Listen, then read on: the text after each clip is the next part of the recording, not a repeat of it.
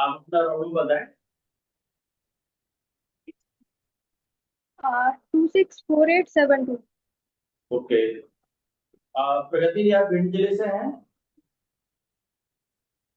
जी sir. तो भिंड जिले के बारे में बताइए आप। आ, सर भिंड जिला मध्य प्रदेश के उत्तर पूर्वी क्षेत्र में मध्य भारत के पठार में स्थित जिला है। इसकी सीमाएं उत्तर प्रदेश में इटावा जालौन और मध्य प्रदेश के दतिया ग्वालियर जिलों से लगती है। और कुछ? हाँ सर, भिंड जिले की भिंड जिले में कई पर्यटन स्थल धार्मिक स्थल भी मौजूद हैं, जिनमें गोहद का किला, गौरी सरोवर, बनखंडेश्वर मंदिर आदि हैं। साथ ही धार्मिक स्थलों में भिंडी ऋषि का मंदिर, गुरु मच्छेंद्र नाथ की तपोस्थली और परशुराम जी का मंदिर है, जो कि मेरे होम टाउन के पास में है, जमदारा गांव में। अच्छा। और यहाँ दंद्रुआ हनुमान मंदिर प्रसिद्ध है। ओके।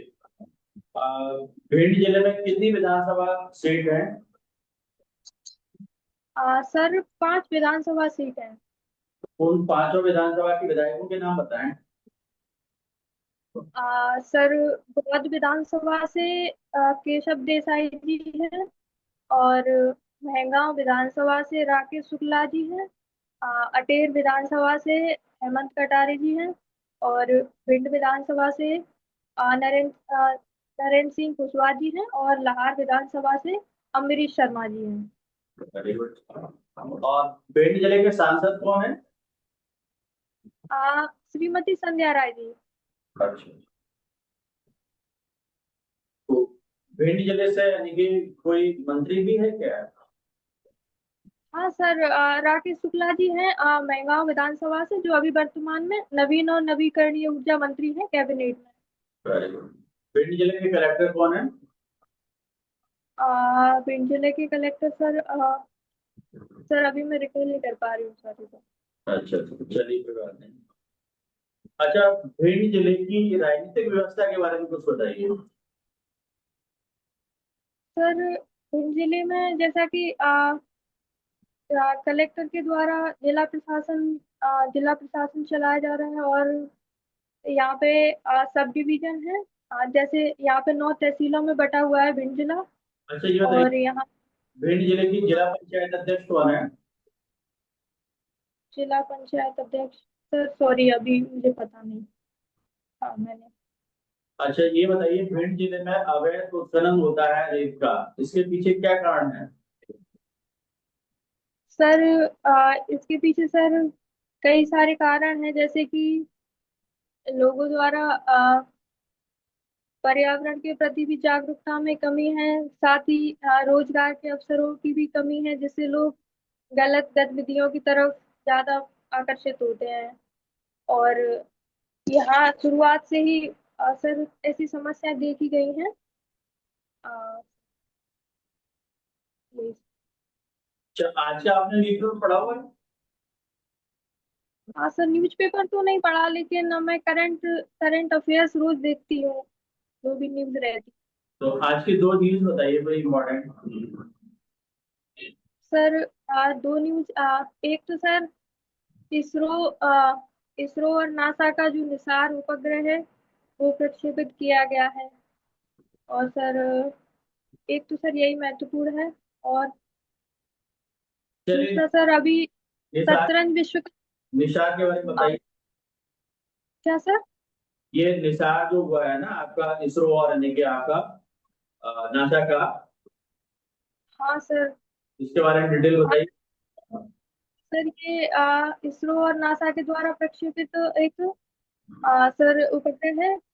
सर इसके बारे में ज्यादा जानकारी तो अभी नहीं है मुझे। अच्छा। मैंने नॉर्मली। हाँ।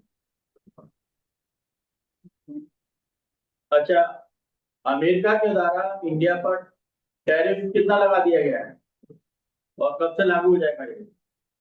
सर अमेरिका के द्वारा अभी भारत पर अभी जब अप्रैल में लागू हुआ था, तब 26% टैरिफ लगाया गया था। अभी 9 जुलाई को उन्होंने फिर से घोषणा की है कि 1 अगस्त से लागू हो जाएगा टैरिफ कितना सभी देशों पर। कितना परसेंट ऊपर? असर पर अभी 26% था। और भी देशों पर लगाया गया, जैसे चाइना पर सबसे ज्यादा 125% लगाया गया था। चलिए, अब पॉलिटिकल साइंस की बात कर लें, तो ये बताइए, राजनीति विज्ञान और भारतीय राज्य व्यवस्था, यानी कि पॉलिटिकल साइंस और इंडियन पॉलिटिक्स, इनमें क्या डिफरेंस है? सर, राजनीति विज्ञान एक शैक्षणिक क्षेत्र है जिसमें हम सरकार, नीतियां, राजनीतिक व्यवहार आदि का अध्ययन करते हैं। जबकि भारतीय राज्य व्यवस्था सर एक वास्तविक वास्तविक संगठन है जिसमें हम सरकार, राजनीतिक प्रक्रियाएं, संस्थाओं आदि का व्यवहारिक रूप देखते हैं। कैसे नीतियों को बनाया जाता है, लागू किया जाता है, कौन निर्णय लेते हैं, सत्ता का प्रयोग कैसे होता है, ये सब देखते हैं। ओके। अच्छा बताइए कि जो हमारी आधुनिक राजनीति है वो पारंपरिक राजनीति से किस प्रकार से अलग है? सर, परंपरागत राजनीति में राज्य के अध्ययन पर विशेष रूप से ध्यान दिया जाता था, खासकर ऐतिहासिक संदर्भ के रूप में, और ऐतिहासिक घटनाओं से तुलना करके राज्य को केंद्र में रखा जाता था। अन्य अनौपचारिक समूहों पर ध्यान नहीं दिया जाता था।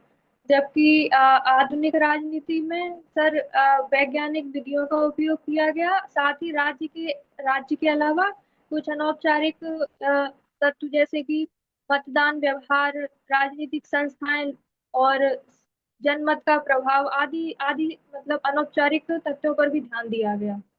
अच्छा, राज्य के कौन कौन से घटक होते हैं, कंपोनेंट ऑफ स्टेट? खासकर राज्य के 4 घटक होते हैं जिनमें जनसंख्या, भूभाग, सरकार और संप्रभुता, ये होते हैं। इनमें सबसे महत्वपूर्ण क्या माना जाता है? सर, इनमें सबसे महत्वपूर्ण संप्रभुता को माना जाता है। अच्छा, राजनीतिक विचारधाराएं क्या है? सर, राजनीतिक विचारधारा ऐसे मूल्यों और मान्यताओं का समुच्चय है जिसके आधार पर किसी राजनीतिक व्यवस्था को उचित ठहराने का प्रयास किया जाता है। व्यवहारवाद क्या है? सर, व्यवहारवाद राजनीति में उन मूल्यों का दृष्टिकोण है जिनमें राजनीति में वैज्ञानिक अध्ययन पर बल दिया गया, साथ ही मूल्यों से निरपेक्ष रहा, जो जिसमें आ, राजनीतिक समस्याओं के समाधान के लिए मानव व्यवहारिक दृष्टिकोण का उपयोग नहीं किया, और केवल तथ्यों पर और वैज्ञानिक विधियों का अधिक उपयोग किया गया। अच्छा, ये व्यवहारवाद से जुड़े हुए विद्वान कौन कौन से हैं? सर, व्यवहारवाद से जुड़े हुए David Easton, Robert Dahl, Gabriel Almond. अ, उत्तर व्यवहारवाद क्या है? सर, उत्तर व्यवहारवाद व्यवहारवाद की प्रतिक्रिया के रूप में शुरू हुआ, क्योंकि कुछ समस्याओं का समाधान व्यवहारवाद से नहीं मिल रहा था, तो उत्तर व्यवहारवाद उसकी प्रतिक्रिया के स्वरूप आया। इसमें आ, मूल्यों पर, नैतिकता पर ध्यान दिया गया, साथ ही सामाजिक समस्याओं के समाधान पर ध्यान दिया गया, कार्रवाई की अपेक्षा की गई, और ये मानव समूहों के समस्याओं के समाधान पर केंद्रित था। ठीक है। न्यायपालिका की स्वतंत्रता क्यों महत्वपूर्ण है? सर, सबसे पहले तो न्यायपालिका का मुख्य काम न्याय प्रदान करना है, तो इसके लिए जरूरी है कि उन्हें विभिन्न प्रकार की स्वतंत्रताएं मिले, तभी वो निष्पक्ष रूप से अपना काम कर पाएंगे। जैसे कार्यकाल की सुरक्षा, उन्हें महाभियोग जैसी प्रक्रिया से हटाया जाना, साधारण तरीके से ना हटाया जाना, आदि तरीकों से न्यायपालिका को स्वतंत्रता प्रदान की गई है। और संविधान संविधान ने न्यायपालिका को संविधान का रक्षक भी घोषित किया है। ठीक है, न्यायिक सक्रियता क्या है? सर, न्यायिक सक्रियता से आशय है न्यायपालिका द्वारा कभी कभी विधायिका और कार्यपालिका के कार्य में हस्तक्षेप किया जाना, जनहित के उद्देश्य से। अच्छा, न्यायिक अतिक्रमण क्या है, judicial overreach? Sir, judicial overreach जैसे कभी कभी न्यायपालिका विधायिका और कार्यपालिका की कार्यों में अत्यधिक पहुंच प्राप्त करती है। जैसे कि सर जनहित याचिका के माध्यम से देखते हैं हम कि न्यायपालिका कार्यपालिका के कार्यों में हस्तक्षेप करती है। आर्टिकल 142 के तहत देखा जाता है कि सर्वोच्च न्यायालय को एब्सोल्यूट जस्टिस का अधिकार मिला है, जो कभी कभी जुडिशियल ओवररीच को जन्म देता है। चलिए मेरा लास्ट क्वेश्चन, भारत के उपराष्ट्रपति अभी कौन है? सर अभी उपराष्ट्रपति जी ने इस्तीफा दे दिया है, तो अभी नवीन नियुक्त नहीं हुए हैं। अच्छा, जगदीप धन इस्तीफा दे दिया है अभी। तो अब जैसे उपराष्ट्रपति नहीं है तो उनकी जगह पर कौन कार्य कर रहा है? सर अभी जैसे उनकी कार्रवाइयों का संचालन तो राज्यसभा के उपसभापति करेंगे, लेकिन संविधान में कार्यवाहक उपराष्ट्रपति का प्रावधान नहीं है। ठीक, चलिए अब मैम आपसे क्वेश्चन पूछेंगे। प्रगति जी, आपका नाम प्रगति है, इसका क्या तात्पर्य है?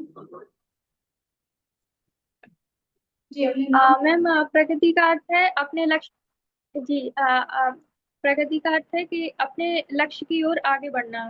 प्रगति किसी विशेष दृष्टि मतलब किसी लक्ष्य पर केंद्रित रहता है। जैसे हम किसी देश के संदर्भ में देखते हैं तो किसी देश ने अपनी गरीबी को कम करने के लिए कितनी प्रगति की, ऐसे किसी लक्ष्य से संबंधित करके देखते हैं। तो भारत की जो है स्वतंत्रता के बाद से राजनीतिक प्रगति को अभी तक समझाइए, कैसे समझाएंगे? कम तक हो। जी मैम एक बार रिपीट करेंगे प्लीज। मैंने भारत की जो एक राजनीतिक बार रिपीट करेंगे। भारत की जो राजनीतिक व्यवस्था की प्रगति को समझाइए, स्वतंत्रता से लेकर आज वर्तमान तक। जी मैम जैसे कि भारत में स्वतंत्रता से लेकर वर्तमान तक हम कई सारे परिवर्तन देखते हैं। जैसे भारत में अ, वयस्क मताधिकार की आयु घटा के 18 वर्ष की गई। कई प्रकार के राजनीतिक अधिकार दिए गए। जैसे 73वां संविधान संशोधन के माध्यम से भारत में पंचायती राज व्यवस्था को लागू किया गया, जिससे राजनीतिक समानता को बढ़ावा मिला। साथ ही स्थानीय स्वशासन को भी बढ़ावा मिला इससे। और मौलिक अधिकारों को लागू करने के संबंध में भी सुप्रीम कोर्ट ने कई सारे निर्णय दिए। जैसे कि जीवन और स्वतंत्रता का अधिकार के अंतर्गत कई सारी व्याख्याएं की गई जो नागरिकों के अधिकारों को सशक्त करती हैं। तो भारत में देखते हैं हम कि कई क्षेत्रों में राजनीतिक प्रगति हुई है स्वतंत्रता से लेकर अब तक। शासन और प्रशासन, इन दोनों में डिफरेंस बताइए। शासन और प्रशासन। जी मैम शासन बेसिकली ये देख शासन के अंतर्गत हमें पता चलता है कि सरकार जो है जनता के प्रति जवाबदेह रहे और नागरिक अधिकारों का सम्मान करे। साथ ही प्रशासन जो है प्रशासन सरकार की नीतियों को व्यवहारिक रूप देता है और जनता के बीच रहकर काम करता है, और ये जनता से जुड़ा हुआ होता है। तो एग्जाम्पल देके समझाइए। जैसे मैम प्रशासन में हम देखते हैं जैसे लोक प्रशासन है, जो हमारे आसपास हम देखते हैं कई सारी संस्थाएं हैं जैसे कलेक्टर, एसडीएम, ये सब प्रशासन के अंतर्गत कार्य करते हैं। शासन क्या है, गवर्नेंस क्या है? हाँ गुड गवर्नेंस की अवधारणा में ये निहित है कि सरकार पारदर्शी, कुशलता से और निष्पक्षता से काम करे और नागरिकों को उनके सेवाएं निष्पक्ष तरीके से प्रदान करे। इसका एक महत्वपूर्ण उदाहरण ई गवर्नेंस है। इसके माध्यम से सरकार कुशल, पारदर्शी ढंग से नागरिक सेवाओं को प्रदान कर रही है। अभी हमने देखा था भारत के प्रधानमंत्री की मालदीव्स की यात्रा पे थे, वो क्या कारण भारत का फोकस जो इंडियन ओशियन के बेल्ट के जो रीजन के कंट्रीज हैं उन पर ज्यादा है? हाँ जी मैम अभी जैसे भारतीय प्रधानमंत्री मालदीव की यात्रा पर गए, तो मालदीव भारत का एक प्रमुख रणनीतिक रूप से हिंद महासागर में भारत के लिए अत्यधिक महत्व रखता है, क्योंकि वहाँ देखते हैं हम चीन की उपस्थिति भी देखी जाती है। तो भारत के मालदीव से अच्छे संबंध होना भारत के लिए रणनीतिक रूप से महत्वपूर्ण है। हाल ही में वहाँ कुछ वर्षों में तनाव देखा गया था, लेकिन अभी भारतीय प्रधानमंत्री की यात्रा से भारत को कूटनीति के रूप में एक बढ़त हासिल हुई है। आपको जो है कि सागर स्ट्रेटजी के बारे में कुछ पता है? SAGAR, सागर स्ट्रेटजी। हाँ जी मैम, नाम पता है लेकिन अभी इसके बारे में मैं ज्यादा नहीं बता पाऊंगी। जो है अब जो है सी पैक कॉरिडोर, उसके बारे में कुछ बताइए। जी सीपी मैम, सी पैक या फिर उसको CPEC कॉरिडोर भी बोलते हैं, उसके बारे में कुछ बताइए। सीपीसी का full form China Pakistan economic corridor है, जो चीन की बीआरआई परियोजना का एक हिस्सा है, जिसके अंतर्गत चीन के सिंजियांग प्रांत से पाकिस्तान के ग्वादर पोर्ट तक महत्वपूर्ण अवसंरचनाओं का विकास किया जाएगा। यह भारत के लिए एक चिंता का भी विषय है, क्योंकि यह पीओके से होकर गुजरता है, तो इससे भारत के रक्षा हित भी जुड़े हुए हैं, जिसका भारत विरोध करता रहा है सीपीसी का। भारत ने जो है CPEC का जो है काउंटर करने के लिए एक स्ट्रेटजी बनाई है, एक नया पार्ट बना रहा है, इसके बारे में कुछ पता है? जी मैम, भारत ने सीपीईसी के प्रत्युत्तर में एक international north south transport corridor है, और एक चाबहार पोर्ट भी भारत का एक वैकल्पिक उपाय है मध्य एशिया से जुड़ने का। स्ट्रिंग ऑफ पर्ल्स क्या है? हाँ, स्ट्रिंग ऑफ पर्ल्स चाइना की एक रणनीति है, जिसमें चाइना भारत के समुद्री देशों को जो आसपास है उनमें सैन्य अड्डे स्थापित करके भारत को घेरने की नीति बना रहा है। जैसे श्रीलंका में हम्बनटोटा बंदरगाह में चीन ने एक अपना सैन्य अड्डा स्थापित किया, मालदीव में भी स्थापित किया, तो ऐसे वो भारत को घेरने की रणनीति बना रहे हैं। भारत ने इसको स्ट्रिंग ऑफ पर्ल्स को काउंटर करने के लिए एक रणनीति बनाई है, तो क्या है? जी मैम, भारत ने सॉरी, अभी मैं रिकॉल नहीं कर पा रही हूँ। रणनीति जो है आई थिंक ग्रेजुएशन में फिजिक्स मैथमेटिक्स, तो फिजिक्स से आप कंफर्टेबल है, क्वेश्चन पूछे जाए तो? मैम, अभी अभी अभी मैं थोड़ा प्रिपेयर करके नहीं आई हूँ मैम। तो थोड़ा सा देखते हैं, एक आध क्वेश्चन सिंपल कौन सा है? Total internal, total basic. Basics है। टोटल हाँ इंटरनल जी। क्या होता है? पूर्ण आंतरिक परिवर्तन। जी जी मैम, रिपीट करेंगे, हाँ आवाज। ठीक, जी, ओके। रिपीट करेंगे। TIR या फिर टोटल इंटरनल रिफ्लेक्शन, पूर्ण आंतरिक परिवर्तन। जी मैम, सॉरी, अभी अभी मैं डिफाइन नहीं कर पाऊंगी मैम, सॉरी। कोई बात नहीं, ठीक है। तो आप बताइए, राजनीतिक पार्टियों के बारे में बताइए, वर्तमान में भारत में कितनी राष्ट्रीय स्तर पर जो है राजनीतिक पार्टियां हैं? जी मैम, भारत में अभी 6 राजनीतिक पार्टियां हैं जिन्हें राष्ट्रीय दर्जा मिला हुआ है। उनमें जैसे कि भारतीय जनता पार्टी, भारतीय राष्ट्रीय कांग्रेस, अ, और आम आदमी पार्टी, बहुजन समाजवादी पार्टी, और People's NPP National People's Party, और कम्युनिस्ट पार्टी ऑफ इंडिया। हाल ही में किसी पार्टी को हटाया गया है, कौन कौन सी पार्टी थी जिनको राष्ट्रीय दर्जे में वापस ले लिया गया? कुछ समय की बात है। तृणमूल कांग्रेस को हटाया गया था अभी, और अभी मैं मुझे यही याद है तृणमूल कांग्रेस का। यानी कि जुडिशियल एक्टिविस्ट और जुडिशियल ओवररीच दोनों में क्या डिफरेंस है? सक्रियता और जी ओवररीच, अति सक्रियता। न्यायिक सक्रियता तो जैसे कि न्यायपालिका द्वारा विधायिका और कार्यपालिका के कार्यों में हस्तक्षेप करना, कभी कभी जैसे जनहित के उद्देश्य से या जनता के अधिकारों की रक्षा के लिए कभी कभी न्यायपालिका दखल देती है, जिसे न्यायिक सक्रियता कहते हैं। जुडिशियल ओवररीच में न्यायपालिका कभी कभी सभी कानून और नियमों को किनारे रखकर सीधे हस्तक्षेप की कार्रवाई देती है, जैसे कि जो अधिकार उन्हें 142 आर्टिकल 142 के तहत मिला हुआ है। इसके तहत न्यायपालिका को स्वतंत्रता है कि वो किसी भी मामले में सीधे कार्रवाई कर सकती है, बिना किसी की अनुमति या किसी भी प्रावधान को माने बिना। तो इससे कभी कभी जुडिशियल ओवररीच का जन्म होता है कि, और इसकी आलोचना भी की जाती है कभी कभी। लास्ट क्वेश्चन, क्योंकि आपकी हॉबी जो है भजन सुनना है, तो कोई एक ऐसा भजन सुनाइए जिसमें नैतिक सिद्धांतों के माध्यम से उन्हें पूरे समाज को जो है कुछ निर्देश दिए जाए, तो समझाया जाए। जी मैम, जैसे कि मैं कबीरदास जी की भजन सुनती हूँ, तो उनका एक भजन है, जैसे जो सामाजिक समरसता के लिए है कि अ, साधु देखो जग बोराना, साच कहे तो मारन दौड़े झूठे जगपति आना, हिंदू कहते हैं राम हमारा मुसलमान रहमाना, आपस में दो लड़े मरते हैं मरम को ना जाना, साधो देखो जग बोराना। बहुत बढ़िया, बहुत अच्छा। नेक्स्ट क्वेश्चन आपको कर पूछूंगी।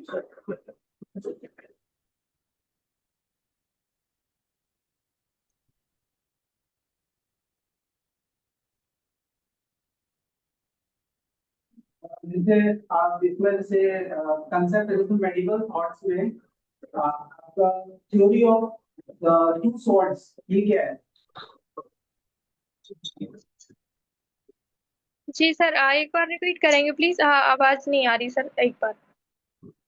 थ्योरी ऑफ टू सॉर्ट्स जो है आपका वो क्या है?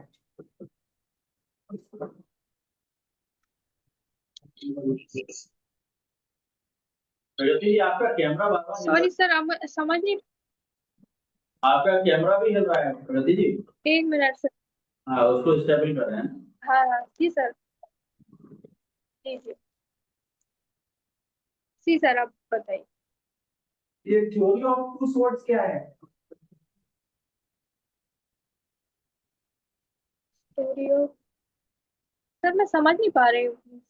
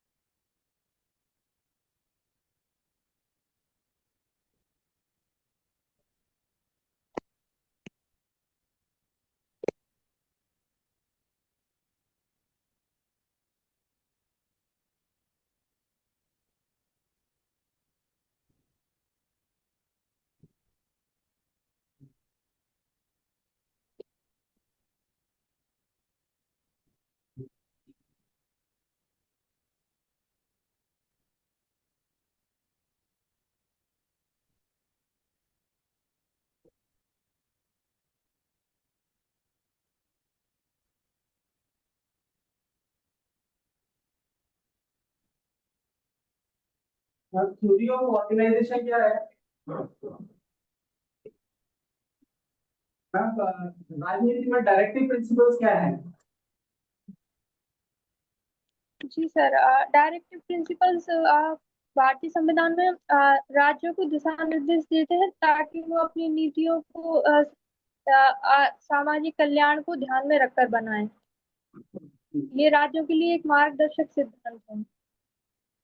जैसे दो राज्यों के बीच में किसी एक जैसे जब विवाद होता है तो उस स्थिति में उनका जो निपटारा है वो कौन करता है?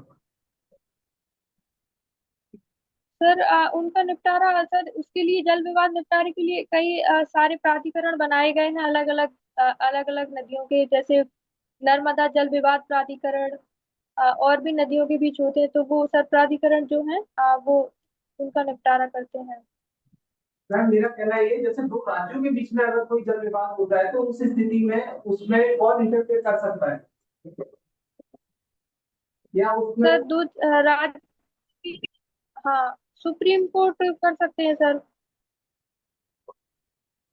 क्योंकि राज्यों के बीच विवाद सर्वोच्च न्यायालय सुलझा सकते हैं। जैसे आपने तमिलनाडु और उनके बीच में जो जल विवाद है उस स्थिति में उनके बीच में जो उसका जो समाधान निकालने के लिए कौन हस्तक्षेप कर सकता है? जी सर, सर सॉरी, अभी मैं बता नहीं पाऊंगी सर। अच्छा, एक डिसेंट मूवमेंट क्या है? सर किसान आंदोलन किसानों के अधिकारों की रक्षा के लिए उनके संगठित आंदोलन है, जो जैसे कि कभी कभी किसानों में जैसे भूमि सुधार या समर्थन मूल्य को लेकर कई बार असंतोष होता है, तो किसान संगठित होकर अपनी मांगों को सरकार के समक्ष रखते हैं। किसान आंदोलन इसी के रूप में दिखाई देता है। जैसे राजनीतिक सुधार, हमारे देश में जो राजनीति है उस पर जो आपके उसको किस तरीके से हम सुधार सकते हैं, आप उस पर आपके विचार क्या है? जी सर, आज जैसे राजनीति में अभी जैसे कि कई सारी समस्याएं देखी जाती हैं भारत में, जैसे कि भ्रष्टाचार की समस्या, धन और शक्ति का दुरुपयोग देखा जाता है। साथ ही सबसे बड़ी कमी भारत में जैसे लोगों में जनता में राजनीतिक जागरूकता की कमी भी देखी जाती है। तो सर इन समस्याओं का समाधान करना जरूरी है। मैम एक बात बताइए, जैसे कि आप अगर जैसे पॉलिसी मेकर की स्थिति में अगर आप अपने आप को इमेजिन करते हैं, तब उस स्थिति में आप क्या करेंगे? जैसे जो नीति निर्धारित करते हैं, जी सर, पॉलिसी उस स्थिति में आप पब्लिक के लिए क्या नीति निर्धारित करें जिससे कि जनता को ज्यादा से ज्यादा लाभ मिल सके? जी सर, जैसे अगर पॉलिसी मेकिंग की स्थिति में मैं अपने आप को देखती हूँ, तो मैं ऐसी नीति निर्धारित करूंगी जिससे जनता जनता को उसका व्यापक लाभ मिले सर। ऐसे प्रावधान जो सभी सभी वर्गों को समान रूप से लाभ पहुंचाएं और उनमें हितों का टकराव कम करें सर। कोशिश करूंगी। मैम जैसे अभी आपने कहा कि हमारी जो राजनीति में एक सबसे बड़ी समस्या है भ्रष्टाचार की, तो जैसे आप पॉलिसी मेकर हैं तो आप पॉलिसी के लिए प्रेरित करेंगे, तो आप उसके क्रियान्वयन के लिए क्या करेंगे कि वो जनता को निचले स्तर तक उसका लाभ मिले? सर उसके लिए सबसे पहले आप पारदर्शिता को सुनिश्चित करना। जैसे कि आज वर्तमान में डिजिटल साधनों का उपयोग करके, जैसे डायरेक्ट बेनिफिट ट्रांसफर आदि स्कीम है, जिनसे भ्रष्टाचार को कम करने में मदद मिली है सर। ऐसी तकनीकों का उपयोग करना और साथ ही शासन में केंद्रीकरण को रोकना, चीजों विकेंद्रीकरण को बढ़ावा देना, इससे भी भ्रष्टाचार में कमी आती है सर। अच्छा, सेंट्रलाइजेशन और डिसेंट्रलाइजेशन में क्या अंतर है? सर सेंट्रलाइजेशन में शक्ति का प्रवाह ऊपर से नीचे की ओर होता है, जबकि विकेंद्रीकरण में हम देखते हैं कि शक्ति का प्रवाह नीचे से ऊपर, जैसे ग्रामीण क्षेत्र से लेकर ऊपर हम केंद्र तक देखते हैं, तो वो विकेंद्रीकरण रहता है, जिसमें निचले स्तर से ऊपरी स्तर तक शक्ति का प्रवाह होता है। चीफ एग्जीक्यूटिव का रोल और उसकी फंक्शंस क्या होते हैं? जी सर, प्लीज रिपीट करेंगे एक बार। चीफ एग्जीक्यूटिव के कार्य और उसकी जिम्मेदारियां क्या होती है?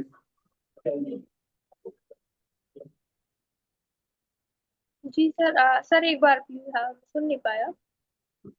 जो चीफ एग्जीक्यूटिव होते हैं उनकी जो जिम्मेदारियां और उनकी जो फंक्शंस कार्य क्या होते हैं? Chief executive sir. Chief executive. Sir जो हाँ सर, जैसे हाँ, चीफ एग्जीक्यूटिव किसी देश में सरकार के सर्वप्रमुख होते हैं। जैसे अध्यक्षीय शासन प्रणाली में राष्ट्रपति को हम मानते हैं, और संसदीय शासन प्रणाली में प्रधानमंत्री। तो ये देश के सर्वोच्च पद हैं, जिनमें जिनका मुख्य काम है देश की नीतियों को निर्धारित करना, देश की रक्षा के लिए योजनाएं बनाना, और देश में सामाजिक आर्थिक विकास के लिए कल्याणकारी योजनाओं पर काम करना। मैम एक लास्ट क्वेश्चन, लिबरलाइजेशन पर आप अपने विचार रखिए। जी लिबरलाइजेशन। सर, जी सर, सर लिबरलाइजेशन के अंतर्गत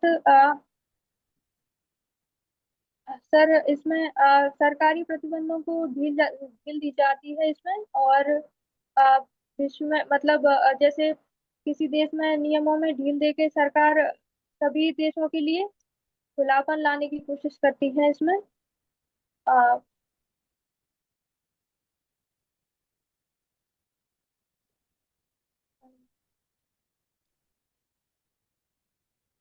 चलिए प्रगति जी, आपका इंटरव्यू कंप्लीट होता है। जी सर। आपका फर्स्ट मॉक था कि पहले भी दे चुके हैं आप? सर ये मेरा दूसरा मॉक है, एक पहले दे चुकी हूँ। अच्छा जी, ठीक है प्रगति जी, आपका कॉन्फिडेंस ठीक है और बॉडी पॉस्चर भी आपका सही रहता है। आई कांटेक्ट वैसे स्टेबल रहता है, लेकिन कभी कभार थोड़ा सा डिस्टर्ब होता है। ठीक। कैमरे की वजह से सर प्रॉब्लम, हाँ थोड़ा मैं कोशिश करूंगी नेक्स्ट टाइम सुधार करने की। जी जी जी, और कोशिश ये करेंगे अगली बार आप यानी कि ऑफलाइन दें आकर के, तो ज्यादा अच्छा रहेगा, क्योंकि जी आप बिल्कुल सर। पास में ही है, भिंड से है ना, मौसे। हाँ आंसर ठीक है, आपके लॉजिकल रहते हैं। और ठीक है सर, सुधार करूंगी सर। और जी जी जी जी, ठीक है। करंट हाँ जो इंफॉर्मेशन उनको थोड़ा पढ़ लीजिए। और भिंड जिले की हाँ जानकारी सर। भिंड जिले की जानकारी आपको अच्छी है। ठीक है सर। प्रगति, वैसे आपका इंटरव्यू अच्छा था, कॉन्फिडेंस लेवल ठीक है। नेक्स्ट थोड़ा सा मुझे लगा आई कांटेक्ट आपका, जब आप कुछ चीजें नहीं आ रही, आप कुछ सोच रहे हैं तो आई कांटेक्ट ऊपर की तरफ लीजिए, ठीक, थोड़ा सा ऊपर बनाया जी सोच रहे हैं तब भी कोशिश करना पैनल की तरफ लीजिए, ठीक है। एंड शायद बॉडी ठीक। कैमरा भी, और वैसे ठीक है। और जी जी सर। जब अपन आंसर फ्रेम कर रहे हैं, जिस जो आंसर आते हैं उनमें तो अपन प्रभाव से बोल रहे हैं, वॉइस फ्लो अच्छा है, बट जो आंसर नहीं आ रहे हैं उसमें थोड़ा सा हो रहा है, तो कोशिश करो कि सोच लो पहले कि क्या बोलना है, तो फ्रेम करके अच्छे से बोलो। वो प्रैक्टिस करने से आएगा ओके। है, तो कहीं कहीं चला तो उसको बोलें। और ओवरऑल अच्छा है। Okay ma'am. मैम आपका जो है ओवरऑल थोड़ा सा अच्छा है। आपकी जो कैमरे या जो मोबाइल की पोजीशन है वो थोड़ी सी इस तरीके की है कि आपको थोड़ा सा आई कांटेक्ट में थोड़ी सी प्रॉब्लम आ रही है। बाकी रेस्ट थोड़ा सा आप जो आपका जो सिलेबस है उससे थोड़ा सा आप डेप्थ में जाएं। बाकी ओवरऑल आपका अच्छा है। ठीक है। Okay, thank you sir. All the best. Thank you sir.